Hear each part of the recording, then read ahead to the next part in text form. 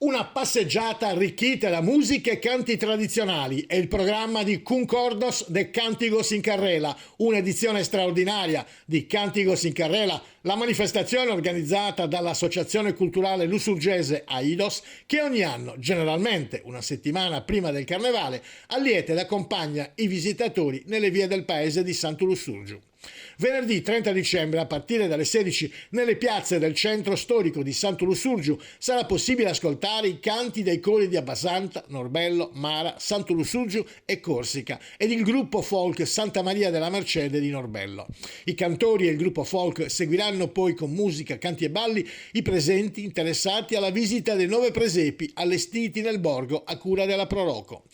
Con questo evento realizziamo un'edizione straordinaria di Cânticos in Carrela e ci prepariamo al 25ennale della manifestazione che festeggeremo a febbraio del 2023, ha detto Giovanni Mura, presidente dell'associazione AIDOS. In vista di questa ricorrenza, per noi molto importante, abbiamo deciso in via del tutto eccezionale di coinvolgere i visitatori con canti, musiche e balli anche durante le festività natalizie. Concordos de Cânticos in Carrela darà agli spettatori la possibilità di seguire il percorso sonoro a stretto contatto con gli esecutori, un'esperienza immersiva impreziosita dalla visita a uno dei centri storici meglio conservati dell'isola e in questo caso anche dall'atmosfera natalizia evocata dai 9 presepi allestiti nelle strade. L'evento è organizzato dall'Associazione Culturale AIDOS con il contributo dell'Assessorato del Turismo, Artigianato e Commercio della Regione Autonoma della Sardegna e del Comune di Santu Lussurgiu in collaborazione